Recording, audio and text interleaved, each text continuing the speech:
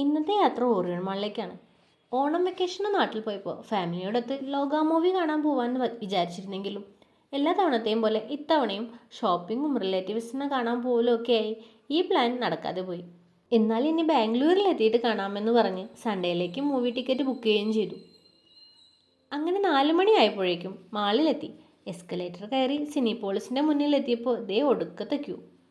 ഓൺലൈനായി എടുത്ത ticket scan ചെയ്യുന്നതിനാണ് ഈ നീണ്ട നിര. സൺഡേ ആയതുകൊണ്ട് അത്യാവശ്യം നല്ല തിരക്ക് തന്നെയായിരുന്നു. ദേവു ഇപ്പോൾ ഇങ്ങനെ ഇരിക്കുന്നത് നോക്കണ്ട. മൂവി തുടങ്ങിക്കഴിഞ്ഞാൽ ഞങ്ങളുടെ മടി കയറി ഇറങ്ങലാണ് ആളുടെ മെയിൻ പരിപാടി.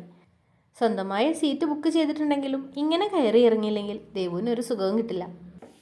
അങ്ങനെ മൂവി തുടങ്ങി ഇൻ്റർവെല്ലായപ്പോഴേക്കും സ്നാക്സും സോഫ്റ്റ് ഡ്രിങ്ക്സും കഴിക്കാൻ തുടങ്ങി. അത് പിന്നെ നിർബന്ധമാണല്ലോ. മൂവിയെക്കുറിച്ച് ഒന്നും പറയാനില്ല, അടിപൊളി മൂവിയായിരുന്നു. ഞങ്ങൾക്ക് രണ്ടുപേർക്കും ഒത്തിരി ഇഷ്ടമായി.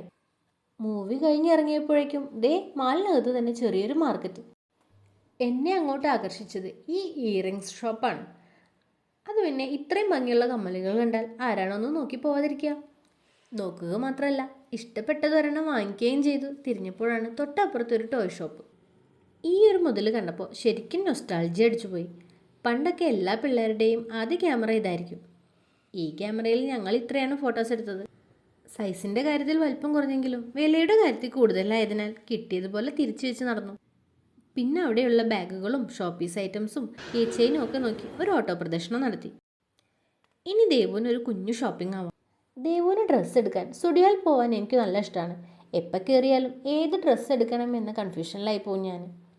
എന്നാൽ എനിക്ക് ഡ്രസ്സ് എടുക്കാൻ പോകുമ്പോൾ എൻ്റെ ചോയ്സിനനുസരിച്ച് കിട്ടുകയില്ല.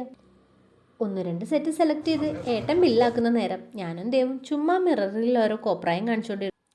ഏട്ടൻ ബില്ലാക്കി വന്നപ്പോഴേക്കും ഞങ്ങളും വേഗം ഇറങ്ങി. ഇനി ലേറ്റായി കഴിഞ്ഞാൽ ശരിയാവില്ല. പിറ്റേന്ന് മൺഡേ ആണേ.